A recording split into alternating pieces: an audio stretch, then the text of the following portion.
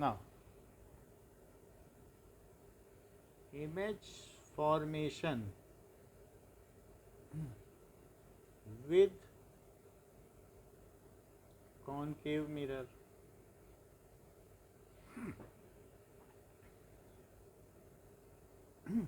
तो concave mirror में हम अगर ऑब्जेक्ट की पोजीशन वेरी करते जाएं तो उसके हिसाब से इमेज की भी नेचर बदलता रहता है. लेट अस टेक इट कि मैंने ऑब्जेक्ट इन्फिनिटी से कोई डिस्टेंट स्टार आ रहा है, तो इन्फिनिटी पे कोई डिस्टेंट स्टार और उससे रेज आ रही हैं. तो ये केस ये है कि ऑब्जेक्ट कहाँ पर है, एट इन्फिनिटी. तो बताओ अगर ऑब्जेक्ट इन्फिनिटी पर है तो जो रेस पैरेलल आती हैं, ऐसा कोई रूल है जो पैरेलल रेज आती हैं वो आफ्टर रिफ्लेक्शन कहाँ से पास होती हैं, बताइए. फोकस से पास होती हैं. तो ये जो रे है ये पास हो जाएगी एफ से. अच्छा, ये भी तो पैरेलल आ रही है प्रिंसिपल एक्सिस के, तो ये भी एफ से ही पास होगी. नाउ ये दोनों रे एफ से पास हो गई. और ये जो जा रही है जो सी से जाती है उसके लिए कोई रूल है क्या, रिट्रेस करती है. तो ये तीनों रे अब वापस जब आई तो क्या इसी से पास हुई. और जहाँ रे एक्चुअली कन्वर्ज कर जाए क्या वही इमेज होती है. तो ये पॉइंट साइज इमेज बन जाएगी यहाँ पे. दैट इज कि यहाँ पे कैसा हो जाएगा, इमेज एट,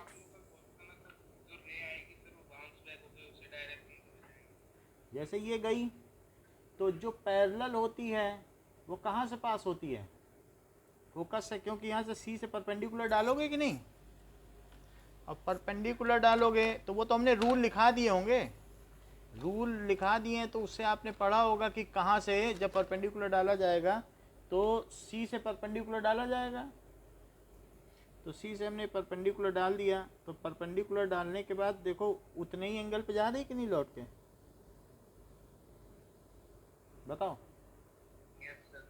तो इस तरीके से फोकस, इमेज एट फोकस. तो अब ये किस साइज की बनी, और बहुत दूर कोई ऑब्जेक्ट है, ऑब्जेक्ट भले ही बड़ा हो सकता है, एक स्टार है, स्टार कितना बड़ा होता है, लेकिन सब कुछ तो कन्वर्ज हो गया ना, पॉइंट साइज बन गई इमेज की नहीं.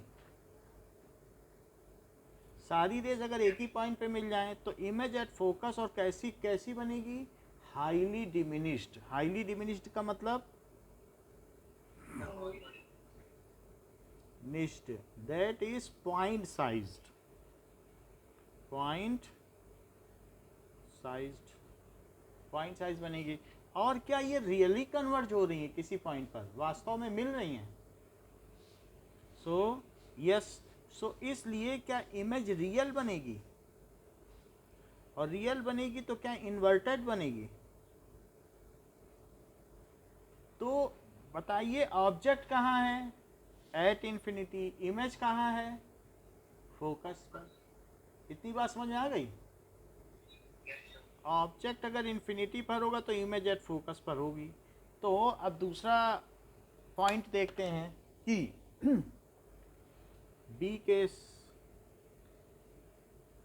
अब ऑब्जेक्ट थोड़ा पास आ गया है, इन्फिनिटी पे नहीं है. सो नाउ ये सी है और इन्फिनिटी और सी के बीच है. तो इस एरो से एक रे लो, तो क्या जो ray parallel to principal axis है वो कैसी जाती है बताओ,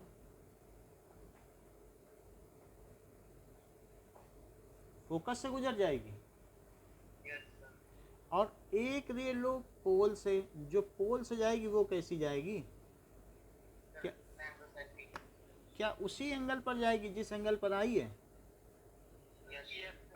अच्छा, तो अब ये इस एंगल पर चली गई, तो ये दोनों रे, एक जो ऐसे आई थी वो ऐसे गई, और जो ऐसे आई थी वो ऐसे गई, तो ये दोनों रे, एक ये आने वाली और ये आने वाली, कहाँ मिल रही हैं? ये और ये, क्या इस पॉइंट पे मिल रही हैं? तो एरो से निकली और यहाँ मिली, तो यहीं पे तो एरो का हेड होगा। तो ये हो गया, समझ में आई बात? तो इमेज किसके किसके बीच बनी? क्या सी और एफ के बीच बनी? बोलो। तो ऑब्जेक्ट कहाँ है? ऑब्जेक्ट बियॉन्ड सी। ऑब्जेक्ट कैसा है? Beyond C. और इमेज कहाँ बन रही है? Image between C and F. C and F बन रही है। और क्या इमेज का साइज कुछ छोटा लग रहा है कि उतना ही बराबर लग रहा है? बोलो। तो डिमिनिश्ड भी बन रही है। तो इमेज के बारे में ये सारी जानकारी है। ऑब्जेक्ट सी के बियॉन्ड है, लेकिन इन्फिनिटी पे नहीं है, बियॉन्ड सी है, यानी बिटवीन सी एंड इन्फिनिटी है। अच्छा, क्या ये वास्तव में रियली मिल रही हैं? हैं? सो ये वास्तव में मिल रही हैं, तो रियल इमेज होगी क्या? डिमिनिश्ड हो गई, रियल और इन्वर्टेड भी है। रियल एंड इन्वर्टेड हो गई। अब ये दूसरा केस। अब तीसरा कहाँ है? धीरे धीरे पास लेते आओ। तो तीसरे केस में क्या होगा? अब ऑब्जेक्ट को सी पे ले आओ। तो अगर सी पे होगा तो सी पर होगा नाउ। तो एक रे जो सीधी जाएगी वो कहाँ से पास होगी? ऑब्जेक्ट तो सी पे है, कहाँ से पास हो जाएगी? एफ से। और जो पोल से जाएगी तो ये तो इधर से पास हो गई, और एक पोल से गई नाउ। तो वो पोल से गई, वो उतने ही एंगल पर पास होगी जितने एंगल पर ये है। So it is like this. तो ये जहाँ पर ऑब्जेक्ट है, क्या उसी के ठीक नीचे उसकी इमेज बन जाएगी? और क्या उसी साइज की होगी? तो अब ईशान इसके बारे में पूरी बात बताओ कि ऑब्जेक्ट कहाँ है और इमेज कहाँ है, सारी बातें बता दो। ऑब्जेक्ट एट बोलो सी, और इमेज कहाँ है? एट सी। और इमेज का नेचर बताओ। वास्तव में रेज मिल रही हैं, real, inverted end of same size. इतनी बात हो गई। अभी 3 केस बताया है। अनीशा बताओ, अगर इन्फिनिटी पर ऑब्जेक्ट है तो इमेज कैसी बनेगी?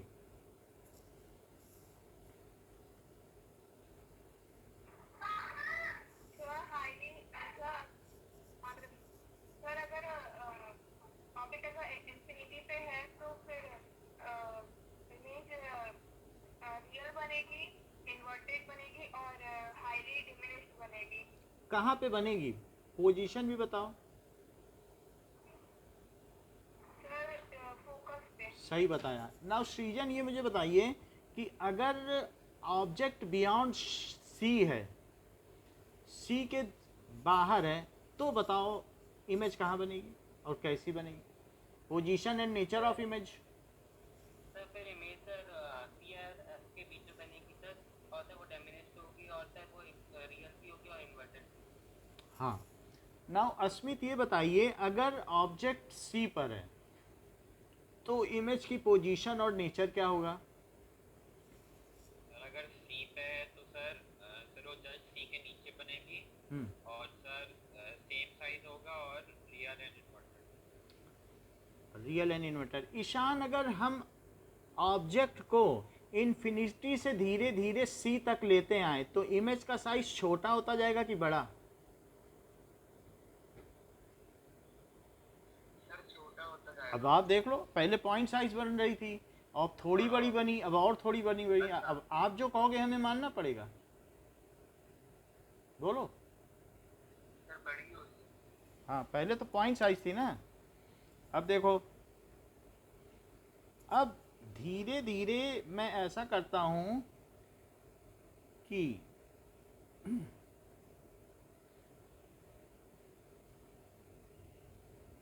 सी तक तो ले आया था, सी से और आगे बढ़ता हूं तो सी है और ये है एफ, इनके बीच में है। अब मेरी ये जो ऑब्जेक्ट है वो सी और एफ के बीच में है। सो ऑब्जेक्ट, सर हाँ सर ये ऐसे ऊपर की तरफ एरो दिखाना जरूरी है? ऊपर यही तो ऑब्जेक्ट है, ऑब्जेक्ट को हम एक एरो मान रहे हैं। ये है, ये ऑब्जेक्ट ए बी है, ठीक है। अब देखो, तो अब इसमें से मैं एक तरफ से रे ले लेता हूँ, तो जो हेड है, जहाँ हेड बनेगा वहीं पे बाकी हर पॉइंट से मिलियंस ऑफ रे निकल रही हैं। ये ना सोचना कि हेड से ही निकल रही हैं, लेकिन हर एक पॉइंट ना दिखा के मैं सिर्फ एक पॉइंट ले रहा हूँ। हर पॉइंट से मिलियन ऑफ रे निकल रही है और उसी जगह मिल भी रही हैं। इसकी इमेज यहाँ, इसकी इमेज यहाँ, इसकी इमेज फिर यहाँ, ऐसे पॉइंट वाइज इमेज बनती। अब देखो, मैंने फिर भी सिर्फ हेड से ली है, अगर सीधी जाएगी मिरर पर गिरेगी तो कहाँ से गुजरेगी? Sir focus. तो फोकस से। Now it will pass through focus, और जो पोल से जाएगी वो कैसे जाएगी?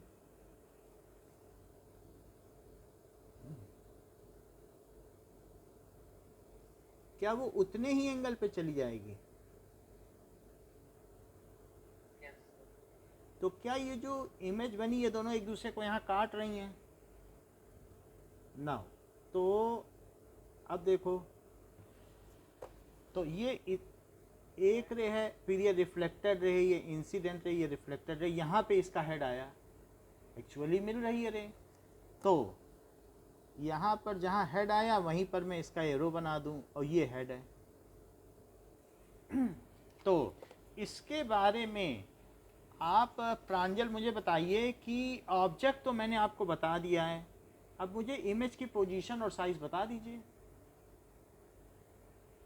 सर इमेज सी के नीचे है।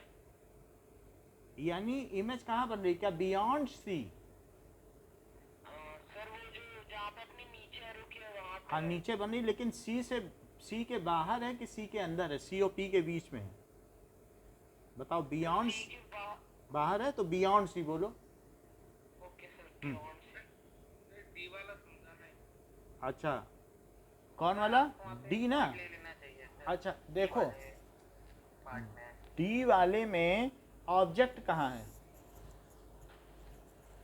ऑब्जेक्ट है सी और एफ के बीच, ठीक है। तो सी और एफ के बीच है, और एक रे पैरेलल ली तो एफ से गुजरी, और एक पोल पे ली तो वो उतने ही एंगल पर गुजरी, जहां पर ये दोनों मिली वहीं पर उसकी इमेज बन गई। प्रांजल आगे बताओ। और सर ये रियल है और इन्वर्टेड है और साइज? और साइज सेम है। सेम तो नहीं है, थोड़ा सा और गौर करो। सर सेम तो नहीं है थोड़ा बड़ा है। सर, बड़ा लग रहा है। हाँ, सो बड़ा है ये, ठीक है। सो इट इज लार्जर, तो इसलिए ये मैग्नीफाइड है। इमेज कैसी है? क्या मैं जैसे जैसे पास आता जा रहा हूँ प्रांजल, तो इमेज फोकस से दूर होती जा रही, क्या ऐसा कुछ हो रहा है कि नहीं? सर हो रहा है। क्योंकि पहले फोकस पे थी, फिर फोकस से दूर हुई क्या? यस सर हुई। यस फिर बाद में और दूर हो गई क्या? ये छिटक के सी पे पहुंच गई, और अब ये और दूर चली गई क्या? अच्छा, जैसे पास आते जाओगे प्रांजल, वैसे वैसे इमेज का साइज छोटा होता जा रहा है कि बड़ा? सर अगर फोकस के पास आते जाएगी नहीं मतलब इन्फिनिटी से आ रहे हो आप पास में, इन्फिनिटी से जैसे जैसे पास आते जाओगे तो इमेज का साइज क्या हो रहा, पहले क्या थी, सर पहले पॉइंट साइज। फिर थोड़ी बड़ी हुई, यस सर। फिर थोड़ी और बड़ी हुई, यस सर। फिर थोड़ी और बड़ी हुई इससे। यस सर, इससे और बड़ी। तो इससे क्या पता चला? सर पास आते जाएंगे तो इमेज बड़ी होती जाएगी। ओके, तो इमेज का साइज बढ़ता चला गया। नाउ अब देखो सर आप वहाँ पर पॉइंट को नेम दे सकते हो। कौन से पॉइंट को बताओ? सर सी वाले पार्ट में सर, वो जो सर आपने लिखा है ना इमेज एट सी, दोनों में सर, तो उसमें कंफ्यूजन आ जाएगी। सर इस वाले में नहीं सर, पिछले वाले में। किस में बताओ? सर सी वाले की बात कर रहे हैं, सी, इस वाले में जहाँ पे मिल रही है उसको भी पॉइंट दे। हाँ तो इसमें मैं क्या दे दूँ, नेम? सर ये सर ये भी बिजली के लिए तो इमेज एट वही लेकिन अच्छा, तो इमेज भी एट सी पे बन रही है। अब ये देखो ऑब्जेक्ट एट सी पे है, इसको आप ले लो ए बी, तो ये हो गया ए बी डैश, ठीक है, यही चीज़ आप बोल रहे हो क्या? तो मतलब ए बी ये हो गया ऑब्जेक्ट, तो हाइट ऑफ ऑब्जेक्ट हो गई है हाइट ऑफ इमेज, ये ऑब्जेक्ट है और ये इमेज हो गई, ठीक है। सो ऑब्जेक्ट एंड इमेज है, जहाँ से रे आती है वो ऑब्जेक्ट है और जहाँ को रे जाती है वो इमेज है। जब रे इधर आ रही है तो ये ऑब्जेक्ट कैसे हो सकता है? ऑब्जेक्ट से रे आती है ना, बोलो। अच्छा अब जरा देखो कि अब मैं और पास आता हूँ, अभी तक बिटवीन सी एंड एफ था, तो सीजन अब मुझे कहाँ आ जाना चाहिए? पास आ रहे हैं क्या? पास आते जाना इन्फिनिटी से। तो सर आप एफ पे आ जाइए। अच्छा चलो ठीक है, आपकी बात मान लेते हैं, ये सी है और ये एफ है और मैं एफ पे ही आ गया हूँ। एफ से एक रे इधर निकली इस एरो से, तो उसे कहाँ से जाना चाहिए? तो ये जो पैरेलल होती प्रिंसिपल एक्सिस के, वो फोकस से चली जाती है, पहला रूल है। और एक रे जो ऐसी आएगी ये पोल पे, तो क्या वो उतना ही एंगल बनाते हुए निकल जाएगी? Yes sir. तो इन दोनों के मिलने की कहाँ संभावना है? इन्फिनिटी से पहले तो नहीं मिलेंगे, उससे पहले तो नहीं मिल सकती। तो इसलिए अगर कोई सोचे कि जो ऑब्जेक्ट बनेगा तो वो कहाँ बनेगा, वो कहीं इन्फिनिटी पे बनेगा, उससे पहले तो एट इन्फिनिटी बनेगा। अच्छा तो ऑब्जेक्ट कहाँ है और इमेज कहाँ है? नाउ इसके बारे में श्रेयान सारी बातें बताओ।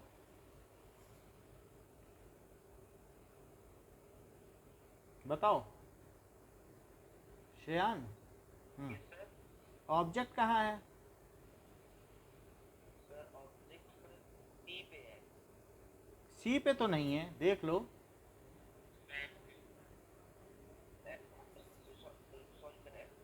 एफ पे है, और इमेज के बारे में बताओ।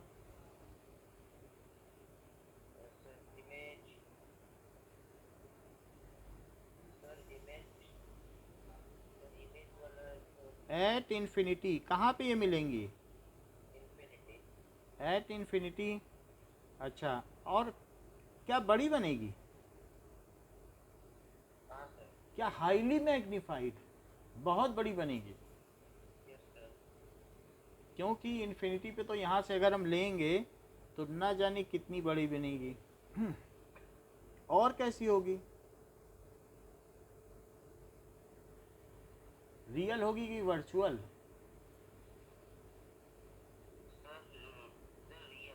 रियल होगी क्योंकि मिलेगी वहाँ जाके, रियल एंड, और रियल होगी तो इन्वर्टेड होगी। नाउ से बोलो कैसे? जैसे हमने एक बार देखा था ना, कैंडल की जो लौ ली थी, क्या वो उल्टी आ रही थी कि फिर से दिखाएं? अगर मान लो कोई भी चीज़ कहीं पर लोगे और आपका जो फेस का चित्र बनता है प्लेन मिरर में, क्या वो सीधा होता है? अगर इरेक्ट है तो वर्चुअल है, उसको तो आप स्क्रीन में नहीं ले सकते हो। ले सकते हो क्या? नहीं सर। जो चीज़ स्क्रीन में लोगे वो उल्टी आएगी। कभी आपने ये देखा है कैमरा, जो पुराना वाला कैमरा, उसका निगेटिव धो के उल्टी रील में सब उल्टी उल्टी फोटो होती हैं। पहले कैमरा नहीं आता था जिसमें रोल पड़ता था। सर वो ब्लैक कलर और ब्राउन कलर की टेप होती थी। हाँ वैसी, तो सिल्वर ब्रोमाइड की टेप होती थी, तो उसमें ऐसा बनता था। अब ज़रा देखो, अब मैं लेता हूँ एक और केस हो सकता है। तो अनीशा मुझे कहाँ ले लेना चाहिए अब ऑब्जेक्ट की पोजीशन? आप इसमें एफ और पी के बीच ले लेना चाहिए, तो मैंने एफ और पी के बीच में ले लिया है। अच्छा, अब देखो जो रे सीधी गई वो कहाँ से गुजरेगी? Sir F. वो तो एफ से गुजरेगी। प्रवीण, बात समझ में आ रही है थोड़ी थोड़ी? Yes sir. है ना, क्योंकि रूल तो बेसिक रिफ्लेक्शन वाला ही है, इसके अलावा तो हमें ज़्यादा नहीं सीखना है। रिफ्लेक्शन एंगल वही होना चाहिए, सीधी सी बात। अच्छा, अब देखो जो यहाँ पे आई वो कैसे जाएगी? क्या वो उतने ही एंगल पे ये जाएगी? तो मिलेंगी। बिल्कुल इक्वल एंगल पे आएगी। अच्छा, देखने वाले को क्या लगेगा कि ये दोनों रे उसकी आंख पे पहुंच रही हैं, तो उसे क्या लगेगा कि क्या ये रे उस कि ये पीछे से कहीं से आ रही हैं, ऐसा लगेगा? एक लगे सर। तो अब अगर पीछे से लगेगा नाउ, तो मैंने इसमें it appear to diverge from a point, ऐसा लगेगा मानो कहीं पीछे से आ रही हैं। और रे अगर पीछे से आए तो कभी भी जो इमेज बनाना वो dotted banana. Okay, now image will be formed dotted. अब देखो,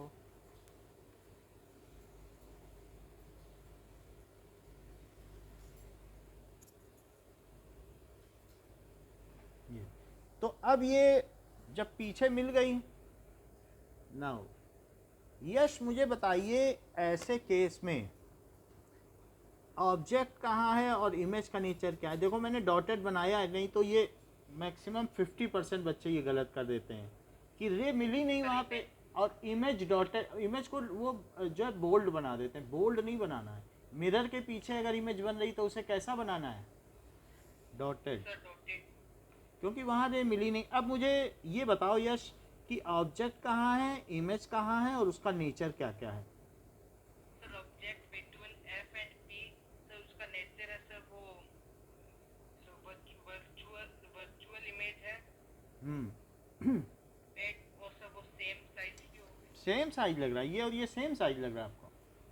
नो सर वो sir large in size. Image ये है बिहाइंड मिरर। इमेज कहाँ बन रही है? सिर्फ बिहाइंड मिरर बोलो, यहाँ तो कुछ पता नहीं है ना ये क्या कहाँ पे है, तो ऐसा बोलो behind, behind mirror, behind mirror.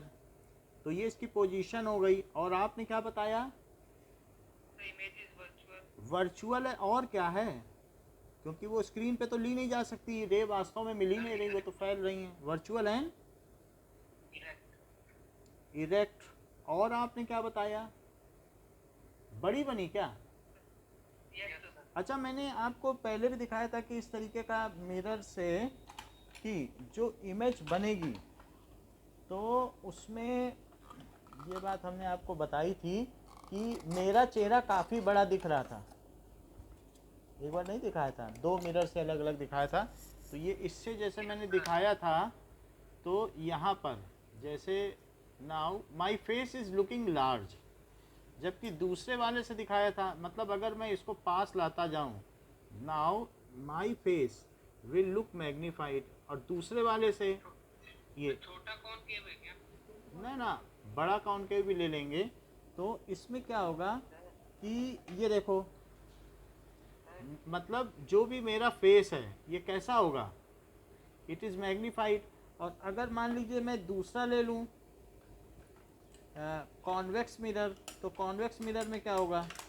Convex mirror में मेरा फेस छोटा दिखेगा। दोनों में फ़र्क दिखता है क्या? एक में बड़ा दिखेगा, एक में छोटा दिखेगा, ऐसा होता है। तो ऐसे भी देख सकते हो, दो मिरर हैं मेरे पास, तो एक में मेरा चेहरा बहुत बड़ा दिखे और एक में छोटा, ऐसा हो सकता है क्या? ये बात तो दिख रही है ना कि that is in one my face is looking larger. तो अब आगे बात देख लो, तो ये हाई यहाँ पे भी इमेज को देना पड़ेगा सर पॉइंट दे दो सभी। बिहाइंड द मिरर तो सर कहीं भी बन सकती है, लेकिन सर इस पे एक फिक्स पॉइंट पे दिखाना पड़ेगा ना। तो ए डैश बी डैश लिख लीजिए, ये ए बी, फिक्स्ड कोई पॉइंट नहीं है, कहीं भी बन सकती है। और ये क्या है? ये मैग्नीफाइड है, इसलिए इसे शेविंग मिरर भी कहते हैं, पार्लर मिरर भी कहते हैं, क्योंकि ये आईब्रो बनाने के या कहीं पर भी शेव करने के काम में आता है। तो इसलिए concave mirror is shaving mirror. अच्छा, हमारे 6 केस हो गए। तो 6 केस अगर हो गए हैं, now we will tabulate it, इसको टेबल के फॉर्म में लिख लेंगे कि ऑब्जेक्ट कहाँ है। पेज नंबर देख लो, आपके में पेज में दिया है, इसकी टेबल बना दी गई है, ऐसे आप भी बना लो। 164। सो ऑब्जेक्ट एट, फिर इमेज एट, फिर इसका नेचर और साइज। तो ऑब्जेक्ट कहाँ है, फिर इमेज कैसी है, फिर इसका नेचर क्या है, और फिर इसका साइज क्या है। और ये सारी चीज़ें कही जा रही हैं on behalf of concave mirror. Concave mirror. अब जरा देखें, तो ऑब्जेक्ट एट, पहली चीज क्या है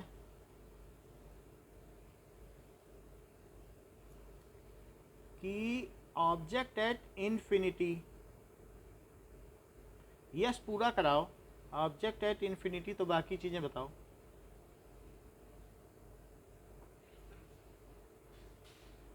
फोकस तो बनेगी, image, pass through focus. Image at F और नेचर। सर नेचर सर ये छोटी होगी बहुत, अगर रियल और इन्वर्टेड। साइज सर ये highly diminished, highly point size highly diminished या पॉइंट साइज, सही कह रहे हो, डिमिनिश्ड ही पॉइंट साइज होता है, हाईली डिमिनिश्ड एक बात है। अब बताओ, इन्फिनिटी से थोड़ा पास आ जाओ तो कहाँ है? Sir beyond C before infinity. Beyond C, before infinity में तो सब आ जाएगा, फिर उसमें फंस जाओगे, फिर तो उसमें एफ भी आ जाएगा। सर उससे पहले बोल सकते हैं बियॉन्ड सी, उसके बाद हाँ, ये beyond C before infinity, between infinity and C बोल सकते हो। अच्छा, ये बोलो यहाँ क्या लिखें? Between C and F. Between, क्योंकि अब इमेज दूर होती जाएगी, और sir real and inverted, real and diminished. Image बड़ी भी होती जाएगी, दूर भी। ठीक, और आगे देखो, अब तीसरी चीज, हिमांशु बताओ, बियॉन्ड सी से कहाँ पहुंच जाएं, बोलो।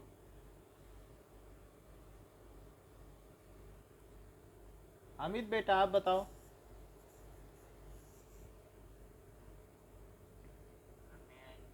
हाँ बोलो आयुष, आप बताओ। Sir sir sir object at C होगा। ऑब्जेक्ट एट सी, ठीक है। ये सर इमेज एट सी, ये C but real and inverted. और सर साइज सेम साइज होगा। अच्छा बताया, एक और बता दो, चौथा। Between C and F. Between C and F, ये sir image beyond C, beyond C, real and inverted, real and inverted. Magnified. Praveen अगला बताओ, फिफ्थ। धीरे धीरे पास आते जा रहे हैं, अब कहाँ आएंगे? Sir beyond F. Beyond F नहीं होता है कोई चीज़, बियॉन्ड एफ तो इन्फिनिटी हो जाएगा। धीरे धीरे अब सी से एफ के बीच आए हो, अब कहाँ आओगे? ना आओ, एफ एफ पे आओगे, फिर ये कहाँ बनेगी? सर ये बनेगी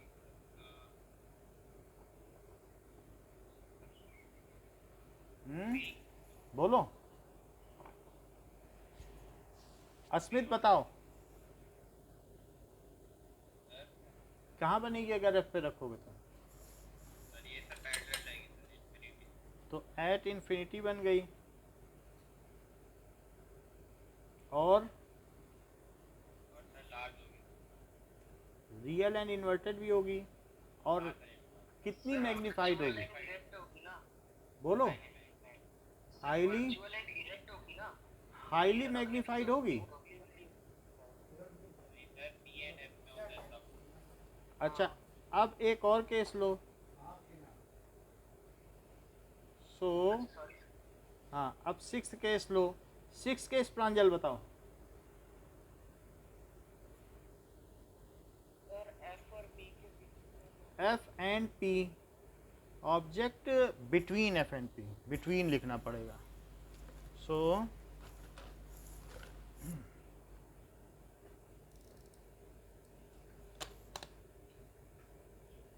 बिटवीन एफ एंड पी, और बोलिए। सर इमेज होगा beyond the mirror. Behind, behind बोलो, behind the mirror. Behind mirror, और सर नेचर होगा virtual and erect. Virtual and erect, और सर ये मैग्नीफाइड होगा। मैग्नीफाइड। अच्छा, अब देखो कि now image formation by convex mirror.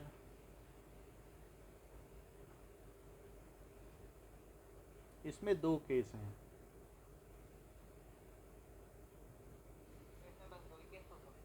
इसमें दो केस हैं। अब जैसे एक ये है कि इन्फिनिटी से रे आ रही है, तो अगर इन्फिनिटी से आएगी तो वो क्या होगी? इसके लिए कोई रूल है क्या? इन्फिनिटी से आएगी तो क्या होगी? ऑब्जेक्ट एट इन्फिनिटी है, इसके लिए कोई रूल? बोलो। फोकस पे जा नहीं सकती, फोकस पीछे है, तो बेचारी रे क्या करे? बोलो। It appear to diverge from focus, क्योंकि वहाँ जा तो नहीं सकती है, लेकिन लोगों को ये लगेगा कि इमेज फोकस से आ रही है, अपियर टू डाइवर्ज। और यहाँ पे भी क्या लगेगा कि appear to diverge from focus. ये तो इसलिए ऐसा होने की स्थिति में कुणाल, ऑब्जेक्ट अगर इन्फिनिटी पर है तो देखने वाले को क्या लगेगा कि इमेज कहाँ बन रही है? जहाँ उसे पॉइंट प्रतीत होगा वहीं इमेज मानी जाएगी। तो इमेज कहाँ बन रही है? बोलो प्रांजल। हाँ कुणाल बोलिए, बोलो। क्यों? एफ से नहीं डाइवर्ज हो रही है। जो रेज जहाँ पर पॉइंट बनता है, स्टार से आ रही थी सारी रेस, तो स्टार एक पॉइंट ऑब्जेक्ट है, और फिर जहाँ पॉइंट बन जाए वहीं तो स्टार लगेगा। कभी कॉन्वेक्स मिरर से सन को देखना बिल्कुल पॉइंट जैसा दिखेगा, या पापा का जो शीशा है अगर तुम उसको देखोगे सूर्य की ओर करके, बिल्कुल पॉइंट साइज सूर्य लगेगा। तो इस तरीके से इमेज कहाँ बनी? At focus. फोकस से अपियर हो रही ना डाइवर्ज होती हुई, बाकी तो फैलती जाएगी। और बताओ थोड़ा इसके बारे में।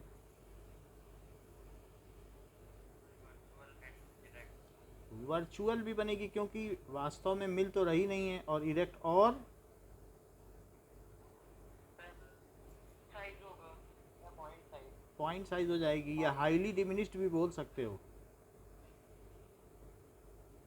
Highly diminished. ऐसा कभी हुआ है क्या डिमिनिश्ड कि जब तुम गाड़ी चला रहे हो और दूसरी एक ट्रक जो आपके मतलब नेशनल हाईवे पे पाली पे हो 200 किलोमीटर दूर, वो कितनी बड़ी दिखती है तुम्हारे गाड़ी के शीशे में, जो रियर व्यू मिरर है? बोलो, बताओ। सर आवाज आ रही है? हाँ, दिख नहीं रहा सर अच्छे से। ओके।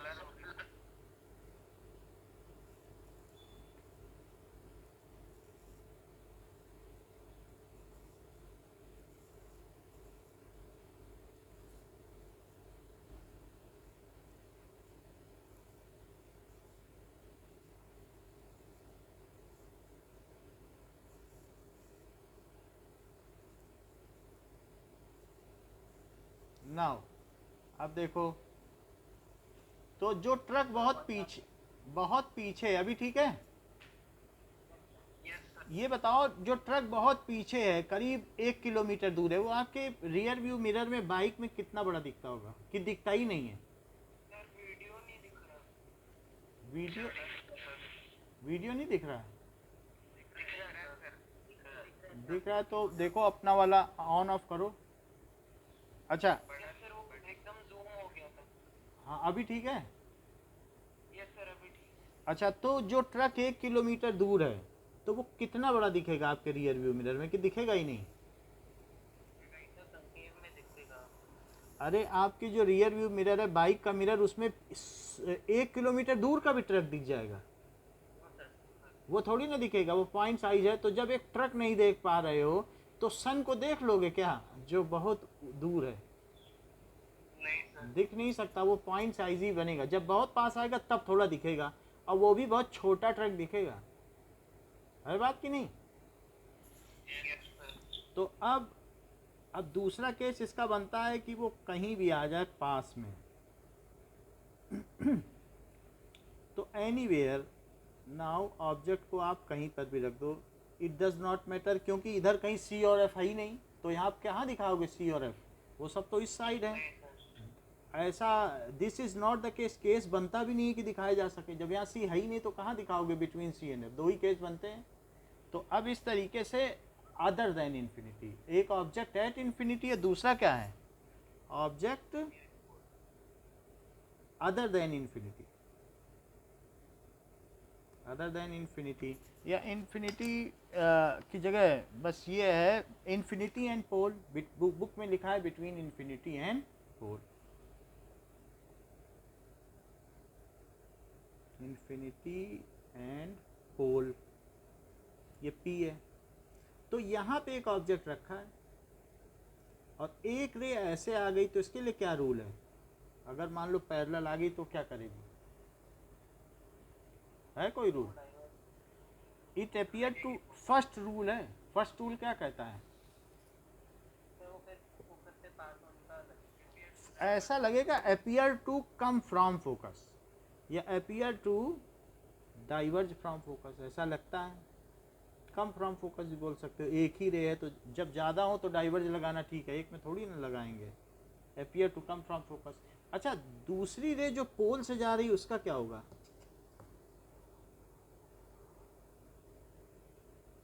क्या वो उतना ही एंगल बनाते हुए निकल जाएगी? Rule number 3।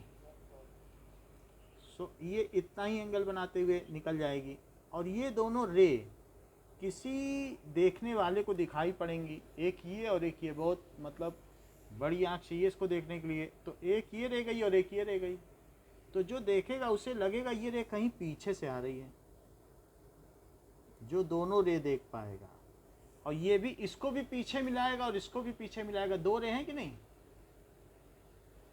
Yes sir. तो उसको यहाँ पे लगेगा कि यहाँ इसका हेड है, और यहीं पे वो डॉटेड निशान बना लेगा। ये तो ए बी हो गया, ये ए डैश और बी डैश हो गया। तो अब ये देखो, तो अब इमेज कहाँ बनी? इमेज के लिए where it will be, pole और फोकस के बीच में, ये सही है। Behind the mirror. हाँ, तो image between pole P and F और बिहाइंड द मिरर है। बिहाइंड द मिरर ही है उसके, जब फोकस उसके पीछे है ही है, लिखने को लिख दो लेकिन है तो उसके पीछे ही। नहीं है। हाँ, बिहाइंड द मिरर, फोकस उसके पीछे ही होता है। और कैसी बनी? Sir virtual and direct and sir diminish. हाँ, वर्चुअल एंड इरेक्ट, इसको हम लोग फील करते हैं रोज, जिसके घर में स्कूटी है, सबके घर में तो एक ना एक व्हीकल होती है, वो लोग देखते ही है, पीछे से जो देखते हैं एक छोटा दिखता है, ठीक है। और इरेक्ट और कैसी होगी? डिमिनिश्ड होगी। डिमिनिश। तो इसका अगर हम चार्ट बनाएं तो चार्ट बनाने में दैट इज टेबुलेट करें तो दो ही केस बनते हैं कि that is object at image at, और फिर इसका नेचर क्या होगा और इसकी साइज क्या होगी।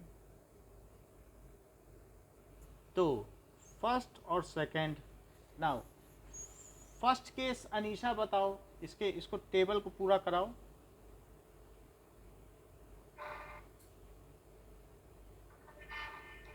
सर फर्स्ट केस में ऑब्जेक्ट एट सी, कहाँ पे? ऑब्जेक्ट एट इंफिनिटी, सॉरी हाँ, इन्फिनिटी रहेगा, दूर से आएगी, इन्फिनिटी से ही शुरू ही किया जाता है। बोलो। Image at S and nature virtual and erect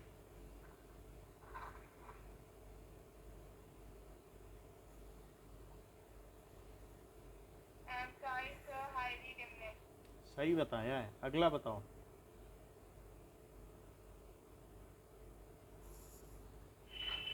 अगले में object between infinity and four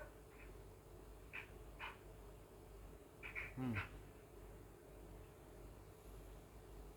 and the image at pole and focus, between pole and focus,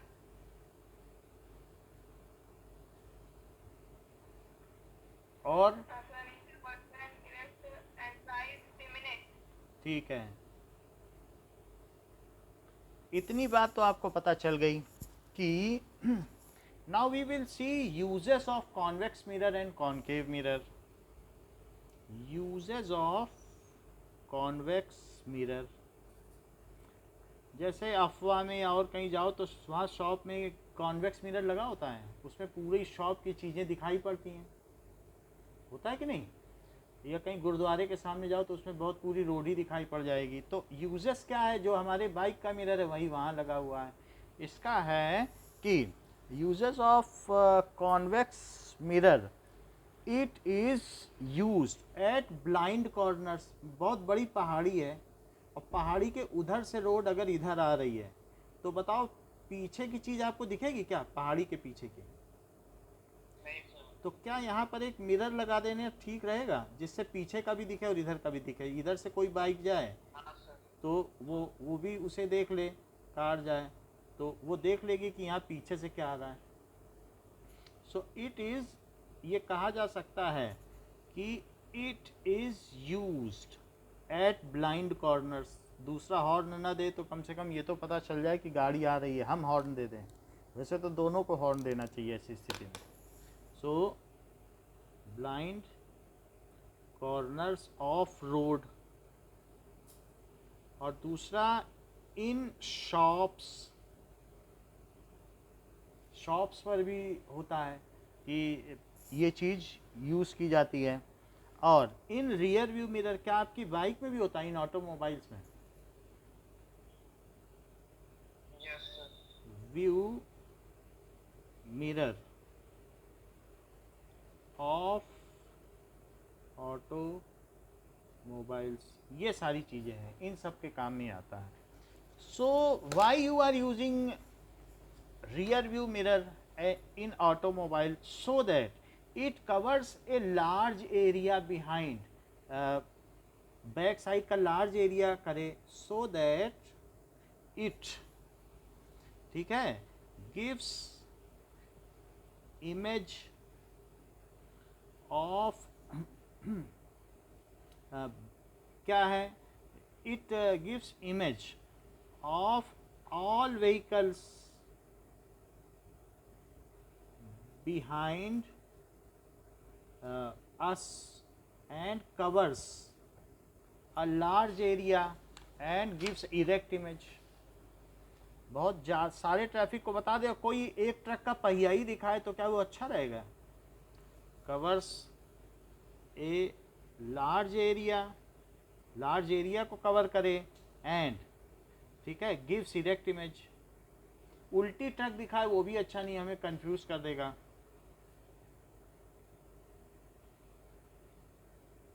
तो अगर ऐसा होगा जैसे ये ऐसा कोई मिरर पूरे कमरे को ही दिखा रहा है, मुझको भी दिखा देगा और पूरे कमरे को दिखाएगा, तो ऐसा है ये, दिस इज कॉन्वेक्स है कि नहीं? तो ये चीज़ है। अब देखो दूसरा क्या है, यूजेस ऑफ कॉनकेव मिरर। तो कॉनकेव मिरर के क्या यूज हैं? डेंटिस्ट क्या मिरर यूज़ करते हैं मालूम है क्या? हाँ, क्योंकि डेंटिस्ट के पास इस तरीके का होता है देखने वाला, और इसमें एक मिरर लगा हुआ होता है, तो उस मिरर से वो दांत के पीछे का हिस्सा देख लेते हैं, बट इट इज़ मैग्नीफाइड, क्योंकि जो दांत है वो उनके एफ और पी के बीच में दांत है क्या? एफ और पी के बीच में रखेंगे तो मैग्नीफाइड होगा, क्योंकि यहाँ पर इसका क्या है, सी, यहाँ पे एफ है और यहाँ पे मेरा दांत है, तो बताओ दांत उनको कैसा दिखेगा? मैग्नीफाइड दिखेगा। So it is used by dentist mirror, used by dentist to see details of teeth, या टूथ, किसी एक टूथ के बारे में जानकारी प्राप्त कर रहे हैं। Second, it is used as shaving mirror. Concave mirror को हेडलाइट में भी यूज करते हैं क्या? कॉनकेव मिरर को, हाँ। अच्छा, पार्लर्स में जो शेविंग मिरर है, और अगर मैं यहाँ पे बैठ जाऊँ, सो इस तरीके से मैं बैठ जाता हूँ और इसमें मैं देखूँ तो इसमें क्या दिखाई पड़ेगा? तो चूंकि मैं फोकस से पहले बैठा हूँ, तो क्या मुझे अपना चेहरा बड़ा दिखाई पड़ेगा?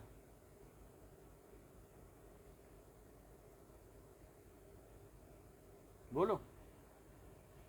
तो ये इस तरीके से हम ये कह सकते हैं, I will get my face, focus और पोल के बीच में कोई चीज़ें तो बड़ी नहीं दिखाई पड़ेगी, वो सीधी दिखाई पड़ेगी।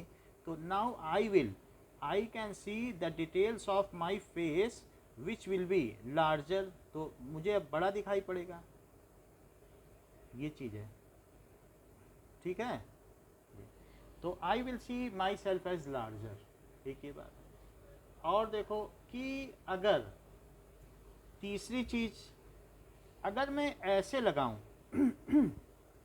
कि हेडलाइट में अगर मैं यहाँ पे एक मिरर लगा दूं, ये बल्ब, तो क्या, और बल्ब ठीक फोकस पे लगाऊंगा, ज़रा देख लेना, सी और एफ, तो क्या इससे जो रे जाएगी तो वो क्या ऐसे चली जाएगी? फोकस से जो रे टकराएगी,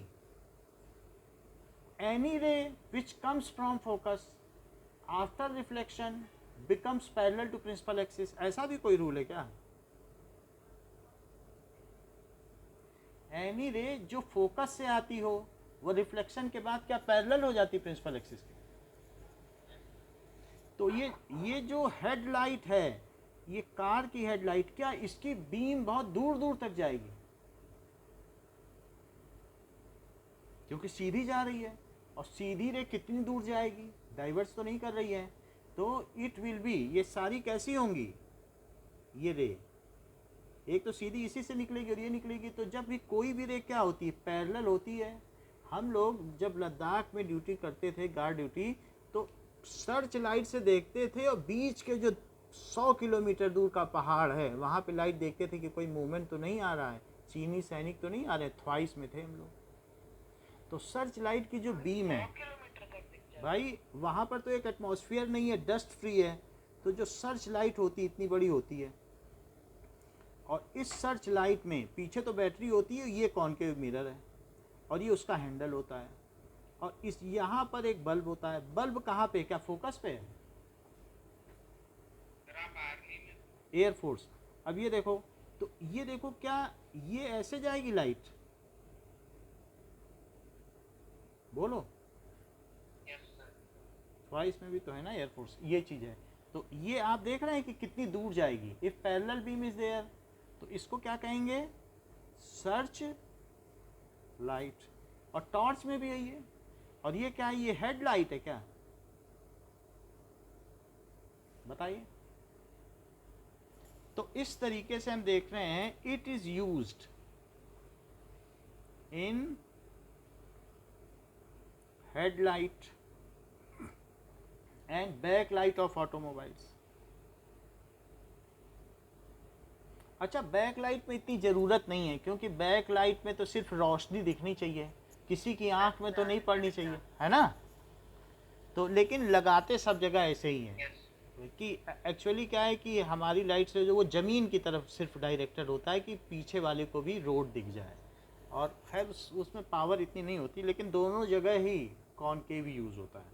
and back light of automobiles. और चौथी चीज़ क्या है? इट इज़ यूज्ड इन, कभी अपने घर का टॉर्च देख लेना, तो सर्च लाइट एंड टॉर्च, तो उससे बीम कैसे निकलेगी? अच्छा, कभी कभी अपने टॉर्च को क्या ऐसे ऐसे घुमाते हो आप कि रोशनी शार्प हो जाए आगे से? क्यों घुमाते हो? कि क्या उसका बल्ब फोकस पे आ जाए, कि और कोई पर्पस है? फोकस पे अगर बल्ब ले आए तो रे बिल्कुल शार्प जाएगी, सीधी कि नहीं, और दूर तक जाएगी कि नहीं?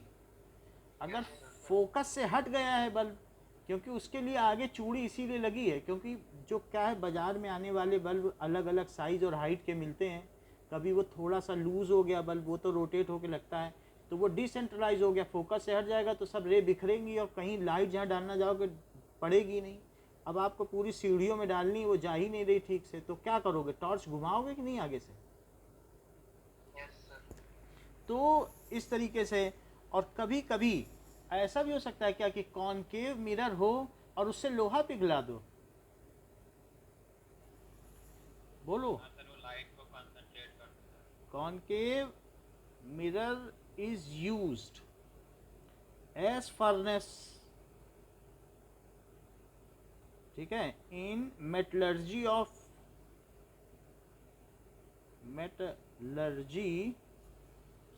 मेटल्स, यानी धातुओं के शुद्धिकरण में।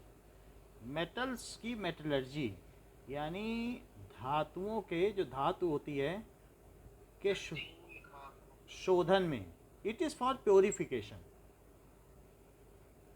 Purification, metallurgy. सो मेटलर्जी का मतलब है प्योरिफिकेशन ऑफ मेटल। सो ऐसा ये क्यों होता है? मान लीजिए कि कोई कॉनकेव मिरर है और उसमें बहुत बड़ा कॉनकेव मिरर लेना पड़ेगा, 2 मीटर 3 मीटर, तुम्हारे कमरे के जितना बड़ा, और उसमें सनलाइट अगर पड़ी तो क्या होगा बताओ? बहुत सारी। तो क्या वो किसी एक पॉइंट पे फोकस हो जाएगी? और अगर ये सारी रे एक ही जगह आ गई तो क्या बहुत हाई टेम्परेचर हो जाएगा इस पॉइंट का? और फिर वो चीज़ है कि अगर हाई टेम्परेचर हो जाएगा वहीं पर जब फोकस है, और फोकस पे कोई मेटल रख दो तो क्या होगा? Then that metal can be melted, उसका मेल्टिंग किया जा सकता है, ऐसा होगा।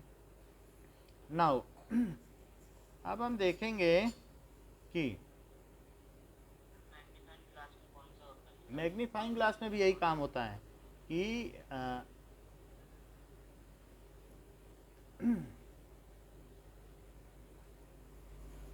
Burning A paper with concave mirror. अच्छा, अब हम देख, जस्ट लेट अस सी कि ये गाइस, मैं हूं अमित। भाई ये जो डिश की छतरी है, इससे हमने इंटरनेट स्पीड को बढ़ा करके दिखाया था, लेकिन आज हम लोग इसका यूज करके बनाएंगे एक कनकेव मिरर। दोस्तों, कनकेव मिरर जो है वो सनलाइट को एक जगह पर फोकस कर सकता है। देखेंगे कि वो जो फोकल पॉइंट है वो किसी चीज को इग्नाइट कर पाएगा, जला पाएगा या नहीं। तो फटाक से शुरू करते हैं। आप लोग जल्दी से नीचे लाइक का बटन है उसको ठोक दो भाई, ठोक दो प्लीज। तो शुरू करते हैं।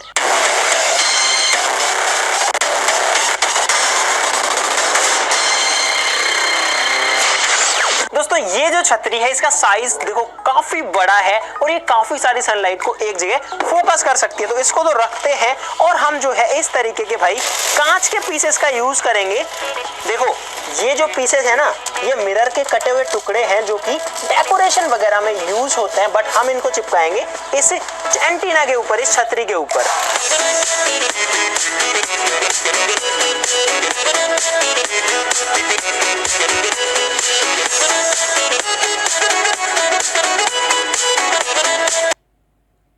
फोकस है वो इस डायरेक्शन में बनेगा। तो आपको इस न्यूज़पेपर की मदद से मैं दिखाता हूं। देखो, यहाँ पर ये फोकस कर रहा है और मैं इसको पास लेके आऊंगा तो जो फोकस है वो सिर्फ एक पॉइंट पर हो जाएगा। लेकिन जब इसको ज्यादा पास आ रहा हूं तो देखो फिर से फोकस बिगड़ रहा है। तो इस पेपर को जला करके आपको दिखाते हैं, ट्राई करते हैं। इसको मैं फोल्ड करता हूं और इसको एकदम फोकल पॉइंट पे रखने की कोशिश करूंगा। एंड आई थिंक यहाँ पर ये कर रहा है फोकस। और भाई देखो कितना जल्दी इसमें धुआं सा निकलने लग गया। देखो भाई, बहुत जल्दी हो गया। और अब काफी ज्यादा धुआं निकल रहा है इसमें। ओए होए। और भाई हमारा जो पेपर है उसमें लग चुकी है आग। लगभग 20 सेकंड लगी होगी बस, और हमारा जो पेपर है वो जलने लग गया है। लेकिन भाई इसका जो फोकल पॉइंट है वो बहुत खतरनाक है। हमको बिल्कुल भी अपना हाथ इसमें नहीं लाना। अगर आ भी जाए बाई चांस तो ज्यादा देर तक नहीं रखना, अदरवाइज इसको भी यही हाल करेगा। तो कुछ और पेपर्स के साथ में ट्राई करते हैं। दोस्तों, आपको ये तो पता ही होगा कि जो कोई ब्लैक कलर की चीज होती है वो लाइट को बहुत ज्यादा एब्जॉर्ब करती है, और जो व्हाइट कलर होता है वो रिफ्लेक्ट करती है। तो हमारे पास में दोनों कलर्स के पेपर है, दोनों के साथ में ट्राई कर लेते हैं कि कितना टाइम इनको जलने में लगता है। तो पहले व्हाइट के साथ में करेंगे, इसको भी उसी तरीके से फोल्ड कर सकते हैं और लाते हैं हमारे कनकेव मिरर के सामने, इसके फोकल पॉइंट पे। और भाई ये थोड़ा टाइम ले सकता है क्योंकि ये व्हाइट है, आपके सामने ही सब हो जाएगा। और ये बहुत एक्चुअली में ब्राइट है स्पॉट इसका। मैंने चश्मा लगा रखा है तभी मैं इसको देख पा रहा हूं।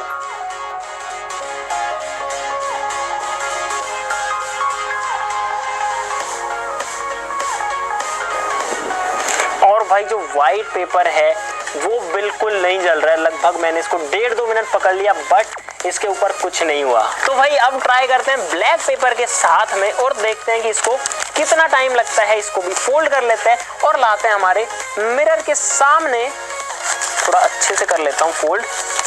एंड अब देखो भाई इसको कितना टाइम लगता है, फोकस नहीं हुआ। और अब मुझे लगता है कि ये फोकस पे है। और यहाँ पर देखो धुआं निकलने लग गया भाई इतना जल्दी।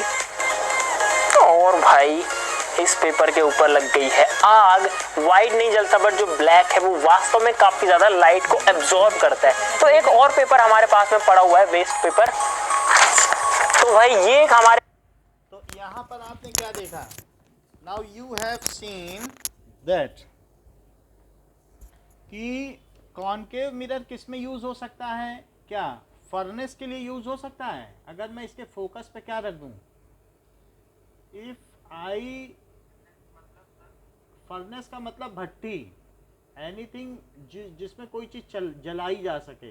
तो धातुओं को जिसमें पिघलाया जाता है फॉर मेल्टिंग के लिए एक बहुत बड़ी भट्टी होती है। तो उसमें क्या होता है कि हम बहुत सारी ऑक्सीजन देते हैं, बहुत सारा कोयला। अब वो सब कुछ भी नहीं देना है आपको, सिर्फ उसको कॉनकेव मिरर में रखना है, उसमें जल जाएगा। तो जहाँ पर आप एक बहुत बड़ा कॉनकेव मिरर रखोगे, वहीं पर इसमें साइड में, यहाँ पर इसके इस फर्नेस में इसके फोकस पर क्या रख दोगे बताओ? फोकस पर इसमें बहुत सारा कोयला रख दो, वो रख दोगे आयरन का ओर, ये आयरन है, इम्प्योर आयरन, तो क्या मेल्ट कर देगा?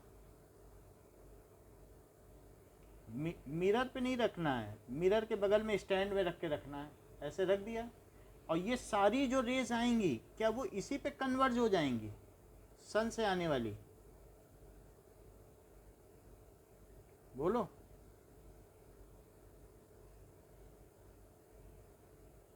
ऐसे सब हो जाएंगी और क्या इसे जला देंगे? बताइए। तो इसके लिए इसे यूज़ कर सकते हैं। क्या जो हमारा सोलर कुकर है उसमें भी इसी तरीके का मिरर यूज़ होता है?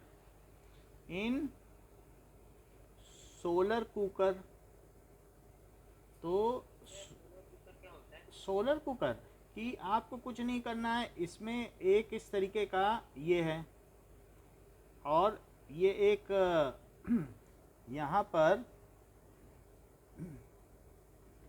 नाउ अब देखो कि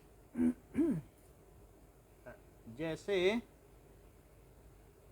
ये होगा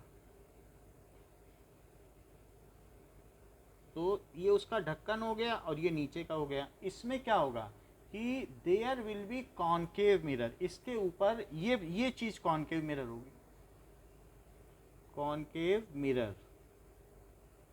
तो ये कहीं से रेज लेगी और इसमें एक पॉट रखा होगा और वैसे ये सारा ब्लैक होगा, हर तरफ से ये पूरा ब्लैक है, एब्जॉर्व करेगा। और साथ में क्या होगा, इसके ऊपर भी एक ग्लास होगा जो हीट एब्जॉर्व करता है। जैसे कहीं पर भी कांच का ग्लास होता है तो वो हीट ले तो लेता है, वापस नहीं जाने देता, और ये बर्तन है और साथ में एक कॉन्केव मिरर है, तो ये इस रेस को यहाँ फोकस करेगा। And if solar rays are focused at this point, जो इस पे रेस गिर रही हैं वो किसी न किसी तरीके से, जितनी भी रेज हों वो इसी पे फोकस हो जाएं, तो उससे क्या होगा बताओ? क्या खाना पक जाएगा? तो इस तरीके से दिस इज सोलर कुकर में भी इसको यूज़ किया जाता है फॉर फूड। तो हमने ये देख लिया कि कॉन्केव एंड कॉन्वेक्स मिरर के यूज़ क्या हैं। Now we will see sign convention used by spherical mirror.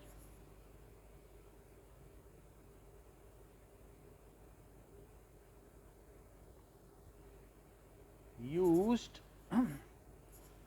by spherical mirror। तो क्या क्या चीज़ें हैं sign convention? The object is, पहली चीज़ क्या है कि ऑब्जेक्ट हमेशा कहाँ रखना है? Object is always placed, page number निकालो, पेज नंबर है 168, placed to the left of mirror, to the left of mirror,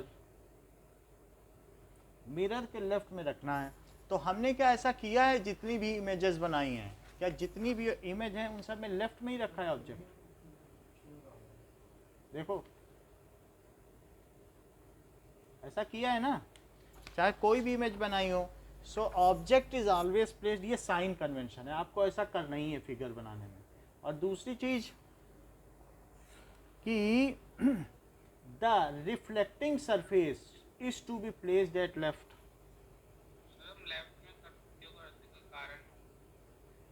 हाँ बता देंगे, is to B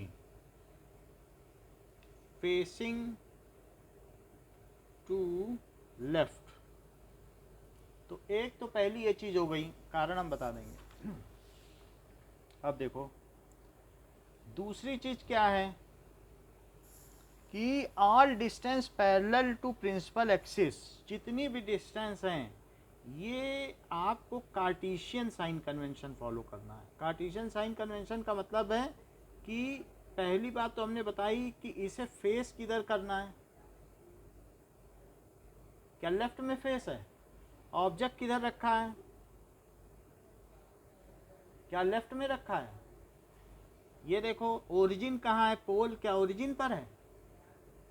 right hand side में क्या एक्स एक्सिस है और इधर क्या एक्स डैश है? ऊपर वाई एक्सिस है और नीचे क्या है? y डैश है। और इसी तरीके से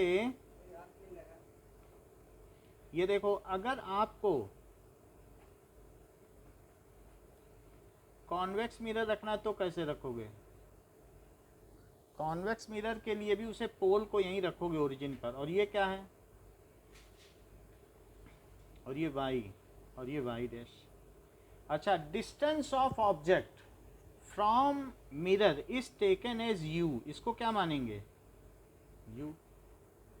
और इस केस में ज्यादातर केसेस में उल्टी इमेज बनती है क्या? यानी अगर ए बी है ऑब्जेक्ट और ए डैश बी डैश क्या है? क्या इसकी इमेज है? बताइए। तो जो हाइट ऑफ ऑब्जेक्ट है उसे एच ओ बोलना, हाइट ऑफ ऑब्जेक्ट। और हाइट ऑफ इमेज को क्या बोलोगे? H I. अच्छा, डिस्टेंस ऑफ ऑब्जेक्ट पोल से ली जाएगी और उसे क्या बोलोगे? u। इमेज की डिस्टेंस भी पोल से ली जाएगी और उसे क्या बोलोगे? v। So all distances. दूसरा पॉइंट क्या है कि pole is kept at origin, pole is kept at origin and all distances are measured।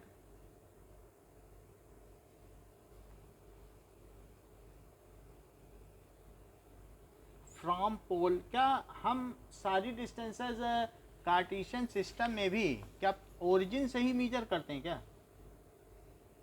कोई चीज़ मान लो इधर हुई तो इधर होने पर हम क्या मानते हैं? अगर इधर है ओरिजिन से ही मानते हैं तो ये कह देंगे भाई ये 2 पर है, 2 सेंटीमीटर, तो ये +2। और अगर इधर है तो क्या मानेंगे?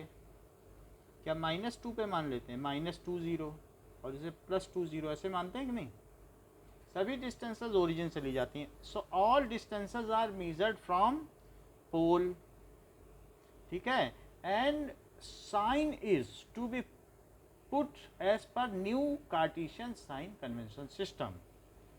Sign is to be put, figure दिया है आपकी बुक में 10.9, put as per new Cartesian sign convention system, new Cartesian sign convention system. तो नया साइन कन्वेंशन क्या है कि सिस्टम, मान लीजिए कि ऑब्जेक्ट यहाँ पर है और ऑब्जेक्ट की इससे डिस्टेंस 10 सेंटीमीटर है। तो इस केस में मैं क्या मानूं कि u कितना है? -10 कि +10? -10 है सेंटीमीटर। अच्छा, मान लो फोकस ये मान लिया फोकस 15 पर है, तो मुझे f कितना लेना चाहिए? दैट इज f कितना लेना चाहिए? +15, क्योंकि वो उधर पड़ गया। अच्छा, जो भी इमेज बनती है इसमें क्या वो f और p के बीच बनती है? बताओ। तो f और p के बीच बनेगी तो वो कहीं यहाँ बनेगी, छोटी भी बनती है क्योंकि ये क्या है, ये लो छोटी बना दी। तो बताओ फिर v कितना हो गया? v तो इमेज को कहते हैं। मान लो ये 7 सेंटीमीटर पे बनी, तो v कितना हो गया बताओ? +7 कि -7?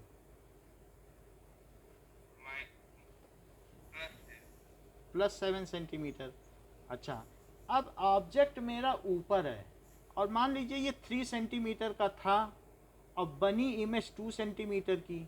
तो बताओ HO क्या है और HI क्या है? विथ साइन बताना। ऊपर की डिस्टेंस पॉजिटिव, नीचे की निगेटिव, क्योंकि y एक्सिस में ऊपर जाने पे पॉजिटिव होता है कि नहीं? भाई साइन कन्वेंशन क्या कहता है बताइए आप? इधर क्या है प्लस और इधर क्या है? ऊपर क्या है और नीचे क्या है? तो यहाँ बताइए एच ओ क्या हुआ, हाइट ऑफ ऑब्जेक्ट बता दीजिए। +3 लिखूं कि -3? So H O is equals to +3 centimetre. और फिर एच आई क्या होगा, ये वो कितना होगा, क्या वो +2 है? +2 हो गया। तो इस तरीके से हमने इसकी सारी चीज़ें लिख ली। नाउ तो सेकंड बात हमने ये देख ली कि मान लीजिए मेरा ये कॉनकेव मिरर है और इसका फोकस है ये सी है, और फोकस अगर मान लीजिए 15 सेंटीमीटर पर है, अच्छा, और ऑब्जेक्ट यहाँ है, तो उसकी इमेज यहाँ बनेगी कि नहीं? बियॉन्ड सी की क्या कहाँ पे बनती बताओ? अच्छा, तो ये डिस्टेंस भी कुछ ले लें। पहले तो 15 15 30 हुआ, सी 30 तक पहुँचेगा, मैं इसको 40 ले लेता हूँ, 40 सेंटीमीटर।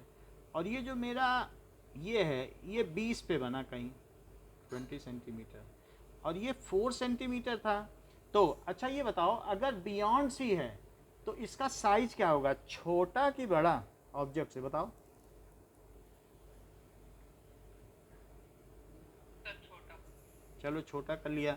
ये 4 सेंटीमीटर है और ये 3 सेंटीमीटर है। ईशान अब सारी चीज़ें आप मुझे बता दीजिए, मैं आर की वैल्यू क्या लिखूं?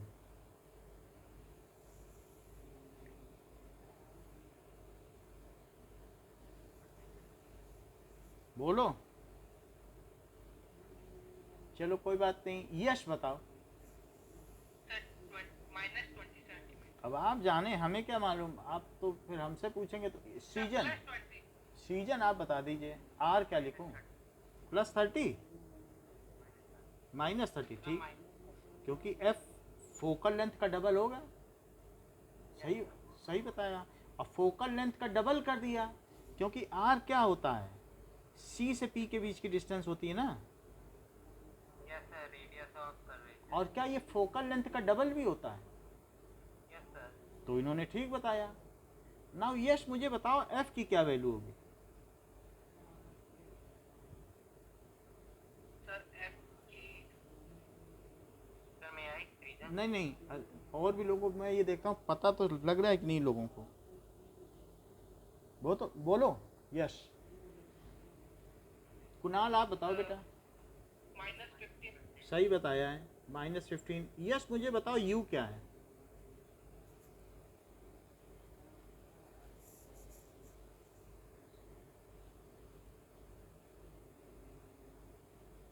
यश।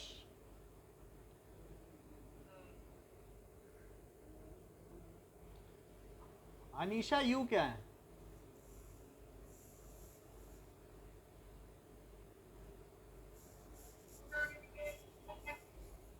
बोलो यू कितना है?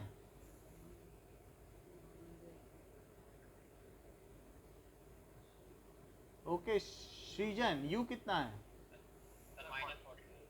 -40 सेंटीमीटर। अस्मित वी कितना है?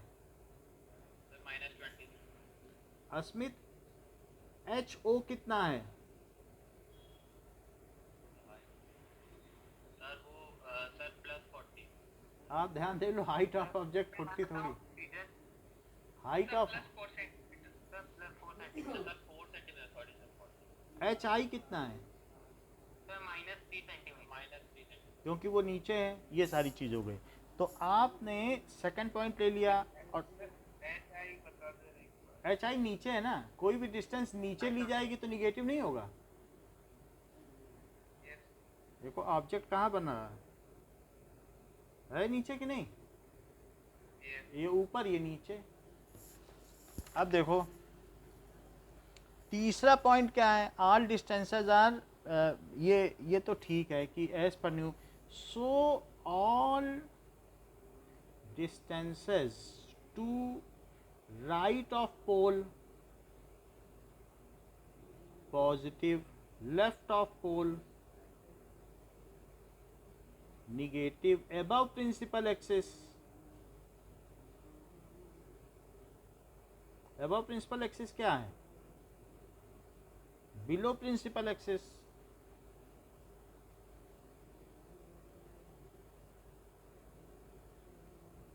क्या निगेटिव? बताइए। अच्छा अब देखिए कि ये तो आपका हो गया सारा साइन कन्वेंशन हो गया। क्या यू हमेशा ही निगेटिव रहेगा? That is distance of object, क्योंकि वो तो हमेशा लेफ्ट में ही है। In all cases will be कैसा रहेगा? निगेटिव। ठीक है, तो ये बात हो गई। अब देखें, and principal axis is X X dash, ये भी आपके में लिखा हुआ है। आगे देखते हैं कि मिरर फार्मूला, मिरर फार्मूला क्या है?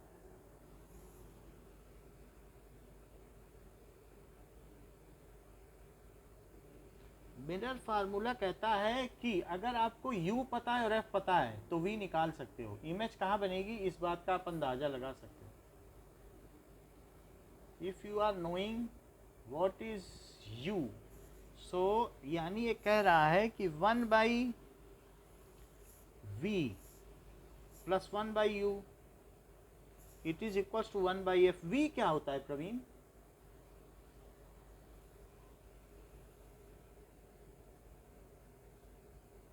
v is distance of distance of image from pole, और u क्या है?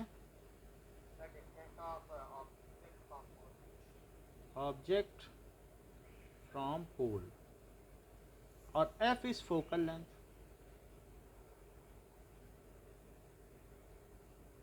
ये चीज है। तो ये मिरर फार्मूला है। मिरर फार्मूला का प्रूफ देखो ये आया कैसे। देखिए कि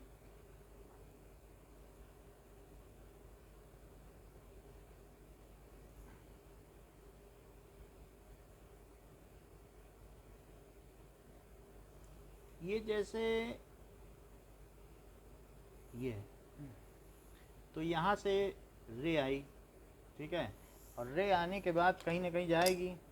सो मान लीजिए ये सी है और ये एफ है, तो ये एफ से गुजर जाएगी।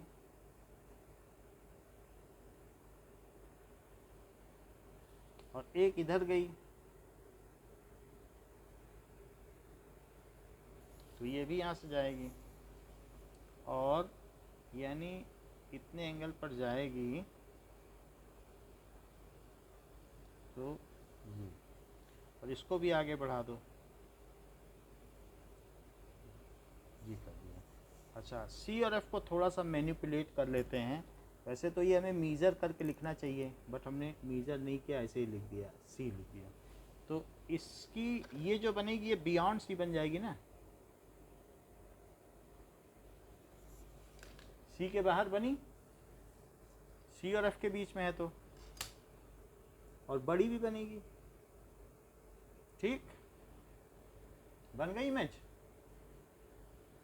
अच्छा अब बताओ, यहाँ पर ये ए बी है तो ये क्या रहेगा? बेस ए है तो इसका बेस ए डैश लेना, उल्टा ना लिख देना, और ये बी डैश। रे का इनकमिंग डायरेक्शन और आउटगोइंग डायरेक्शन दोनों दिखाना है, ये भी दिखा दिया। अच्छा अब देखिए ये जो चीज़ है ये u है, तो ये डिस्टेंस a से p तक की डिस्टेंस क्या है? u है। और ये डिस्टेंस क्या है? f से p तक की, f a से p तक की क्या है? u। और ये डिस्टेंस क्या है? ये वाली, क्या ये v है? इमेज की डिस्टेंस क्या होती है? v। u पहले आता है कि v? तो पहले ऑब्जेक्ट होगा तभी तो इमेज बनेगी, कि बिना ऑब्जेक्ट के इमेज बन जाएगी? तो पहले ऑब्जेक्ट होगा फिर इमेज बनेगी, तो यू पहले आया तो यू को मानना ऑब्जेक्ट, वी को मानना इमेज, इसमें कोई डाउट की बात नहीं है। अब देखो कि आपके पास एक ट्रायंगल ये है, कौन सा,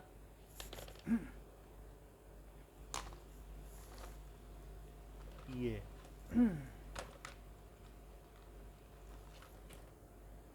एक ये ट्रायंगल है, ये, और एक ट्रायंगल ये है,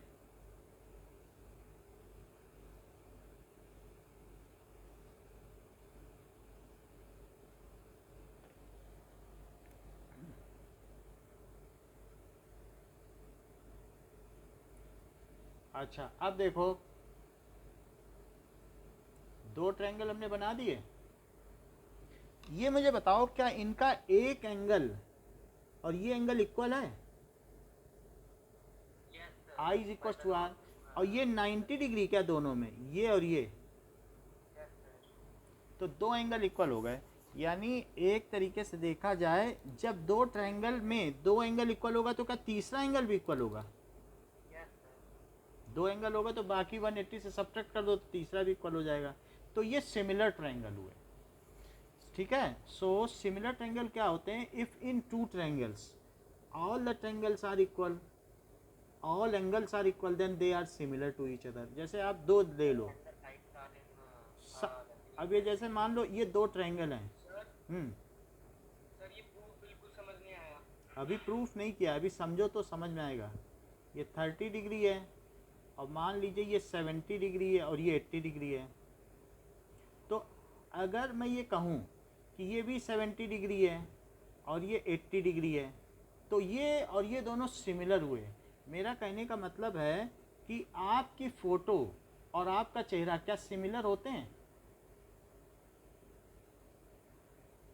आपकी फ़ोटो और आपका वास्तविक चेहरा, रियल चेहरा, वो सिमिलर होते हैं।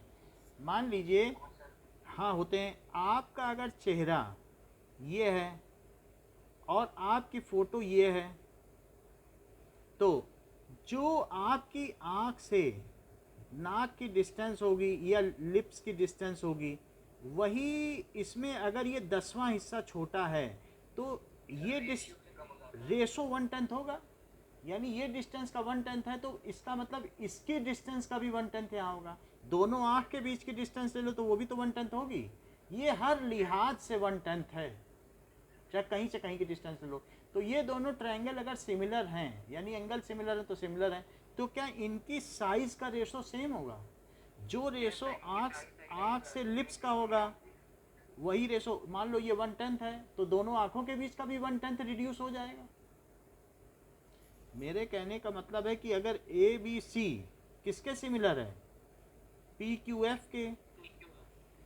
इफ हाँ triangle A B C is similar to triangle P Q F, then और बाई किससे, डबल ए सिमिलरिटी। तीन एंगल भी नहीं लेने, दो एंगल इक्वल तो इक्वल हो जाता है सिमिलरिटी।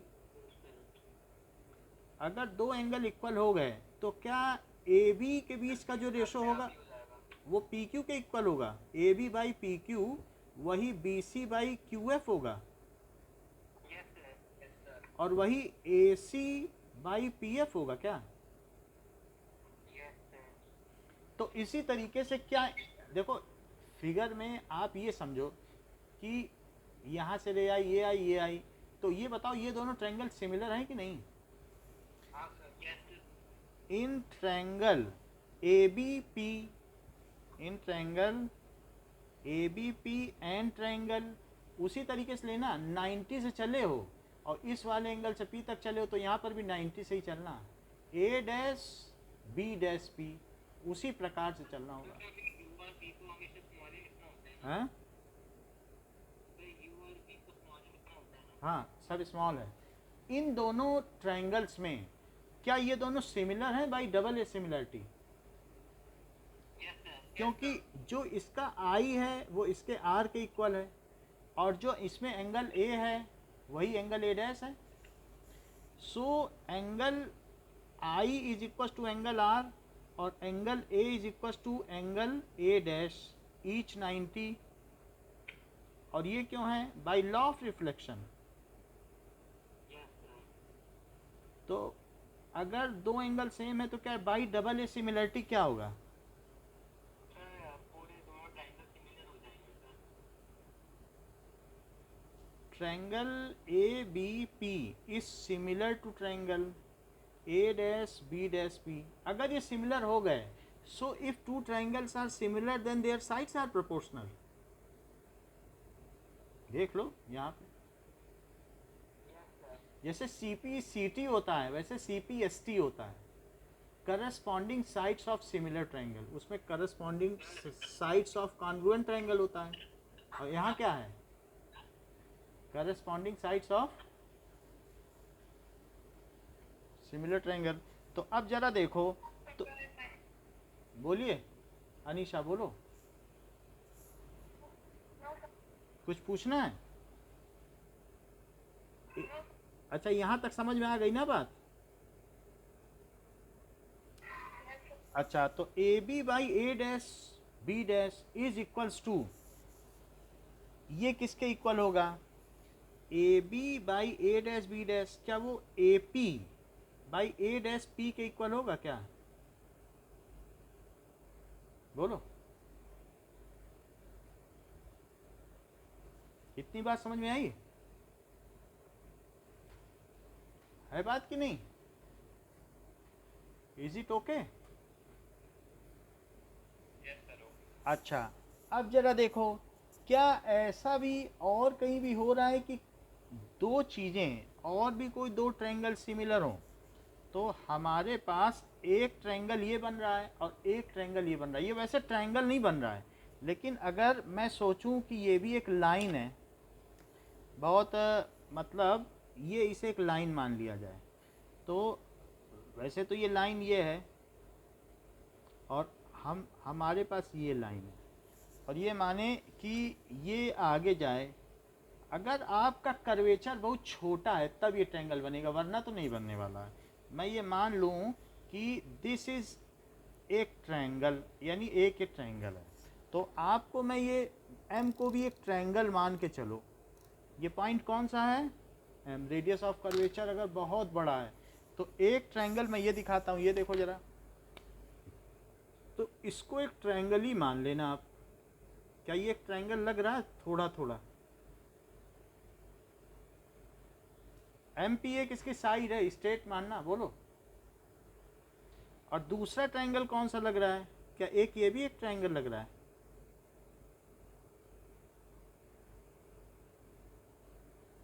इधर और इधर, क्या इनके वर्टिकली अपोजिट एंगल इक्वल हैं? बताइए, क्या ये एंगल इसके इक्वल है? Is it okay? और क्या ये 90 डिग्री और ये भी 90 डिग्री है? तो यानी यहाँ भी डबल ए सिमिलरिटी बन रही कि नहीं? In triangle F M P, F से शुरू करो और एम पे जाते हुए पी तक, और इसमें भी एफ बी डैश ए डैश, ये जैसे भी शुरू कर दो। सो अब अगला देखो, ये लिखो corresponding sides of similar triangles. अब देखिए, सो अब इन ट्रायंगल, यहाँ पर भी वैसे ही चलो, ए डैश बी डैश एफ, जैसे ऊपर चले थे तो ए डैश बी डैश चले थे, वैसे यहाँ चलो इन ट्रायंगल। और फिर दूसरा क्या हो जाएगा? ए डैश बी डैश एफ लिया, तो दूसरा कौन सा लोगे? यहाँ 90 से शुरू किया था और फिर बी पे गए, तो यहाँ कहाँ से शुरू करोगे? 90 से। तो पी एम एफ और ये, तो क्या डबल ए सिमिलरिटी से ये भी सिमिलर हो जाएंगे? Is similar to triangle A dash B dash F by double A similarity. ये कैसे हो जाएंगे?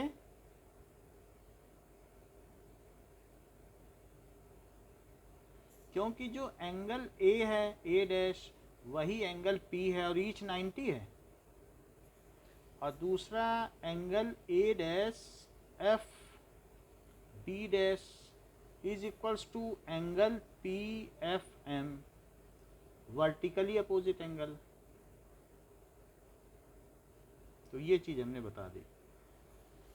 बहरहाल ये दोनों सिमिलर हैं। इतनी बात समझ में आ गई भाई, दे आर सिमिलर, ये और ये, क्योंकि एक एंगल इसके इक्वल, एक इसके इक्वल। Is it clear?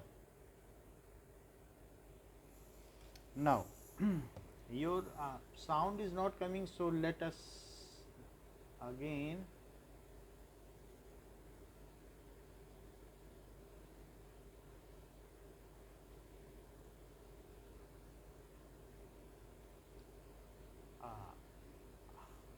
अभी आवाज आ रही है?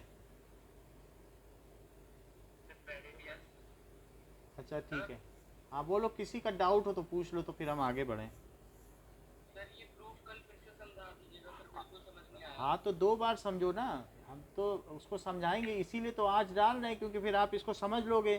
पहला वाला समझ में आया था, ये येलो येलो वाला? नहीं सर। क्योंकि सर वो 99 डिग्री है सर। मतलब ये येलो और ये येलो क्यों, ये येलो और ये येलो क्यों सिमिलर हैं? अब ये देखो, ये ऑरेंज ऑरेंज क्यों सिमिलर है? क्योंकि एक वर्टिकली अपोजिट एंगल और दूसरा कौन सा है बताओ? हाँ, दैट इज,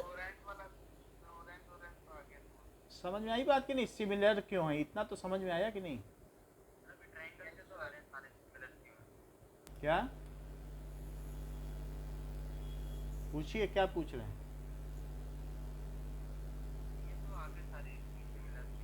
ये समझ में आ गई ना दूसरी सिमिलरिटी? अच्छा, कुछ लोगों को आई कि नहीं? 2-3 लोगों को?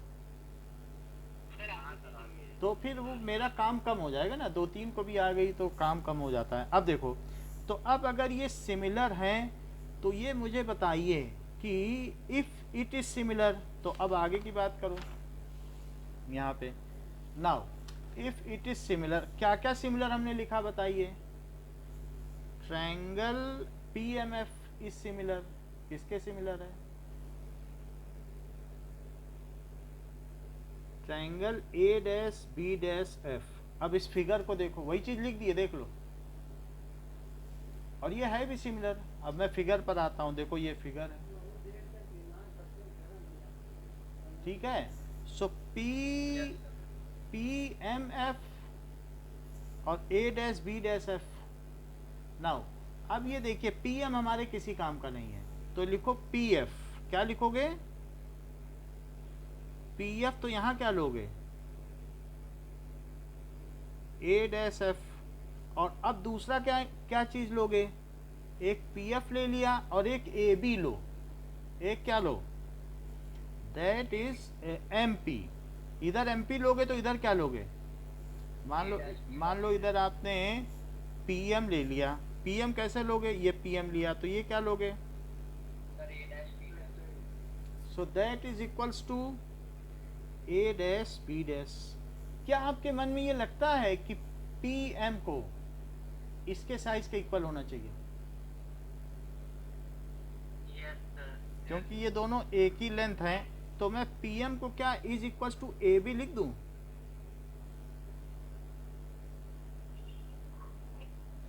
बोलो। और अब जरा देखो, मेरी जो पहली इक्वेशन है और दूसरी इक्वेशन मिलाओ, क्या ऐसा करने से ये AB बाई AB डैश हो गया है और ये भी दोनों सेम हो गए हैं, और इन दोनों को अब सेम हो जाना चाहिए? देख लो, अगर एक साइड सेम है, ये भी AB by A dash B dash और ये भी AB डैश, तो ये दोनों सेम हो जाने चाहिए। तो सेम हो जाने चाहिए, तो मैं सेम कर देता हूँ by equation 1 and 2। Now AP by A dash P is equals to AP by A dash P is equals to PF by A dash F। यहाँ तक ठीक है? तो मुझे आप ये बता दीजिए कि मैं AP की जगह क्या लिख दूँ। यहाँ से आपका काम शुरू होता है। अभी तक तो जो हमने कराना था करा दिया। AP की जगह क्या लिख दूँ, कोई बताएगा? ये आप देख लें, AP की जगह आप मुझे बताइए U लिखूं कि माइनस U? ये ऑब्जेक्ट की पोल से डिस्टेंस है जो आप बोलो। तो मैं देखो लिख रहा हूँ, AP की जगह मैं माइनस U लिख रहा हूँ, जैसा आप बोलेंगे वही हमें लिखना होगा। मैंने माइनस U लिख दिया है। A' P की जगह क्या लिखूं? Sir minus V। मैंने लिख दिया, जैसा आपने कहा मैंने लिख दिया। अब PF की जगह क्या लिखूं? सर इसकी जगह सर यहाँ पे सर F आ जाता है। अब आप जाने, हमें तो इतना पता नहीं है। कुछ कुछ लोग माइनस F बोल रहे हैं। Sir minus small f। Minus small f आ गया। अब A' F क्या अगर देखो A' कहाँ है बताओ? ये है। तो नीचे क्या है? A' F। तो अब जरा देखो A' F क्या है, क्योंकि A' F V है, तो V में से मैं A' F की बात देखो, यानी हमारे पास क्या आया है? A' P, और अब आया है A' F। A' F कहाँ तक है? क्या यहाँ से यहाँ तक है? वो क्या है? क्या वो V माइनस F है क्या? चेक कर लो। पूरे V में से F हटा दो तो क्या ये डिस्टेंस बचे? लेकिन उस डिस्टेंस को निगेटिव जरूर लिखना, क्योंकि लेफ्ट में है। यानी मैंने V में से F तो घटा दिया है, लेकिन क्या यहाँ निगेटिव लगाया? अब सारे इस निगेटिव से इस निगेटिव को काट दूं, इससे इसको। अच्छा, इस U से क्या मैं V माइनस F को मल्टीप्लाई कर दूं? ऊपर चला जाएगा। और इस V से F को कर दूं तो क्या ये UV बनेगा और माइनस UF बनेगा और उधर VF बनेगा? बोलो। क्या मैं तीनों में UVF से डिवाइड कर दूं?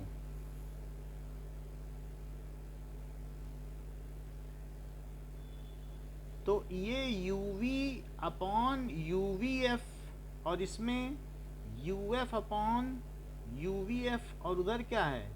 VF upon UVF। तो U और V कट गए, और यहाँ क्या कटा? क्या U से U कटा, F से F कटा, और यहाँ V से V कटा और F से F कटा। तो यहाँ बचा क्या? क्या 1/F बचा? क्या 1/V बचा? और ये क्या 1/U बचा? 1/V उधर चला जाएगा, तो ये क्या 1/V प्लस 1/U आ जाएगा। क्या यही मिरर फार्मूला है? बोलो। किसी एक को समझ में आया कि नहीं? मेरे को आ गया। किसको? सृजन को आ गया। और किसे आया? अस्मित आया आपको? तो फिर 2 लोगों को आ गया तो बड़ी बात। और भी किसी को आया? ईशान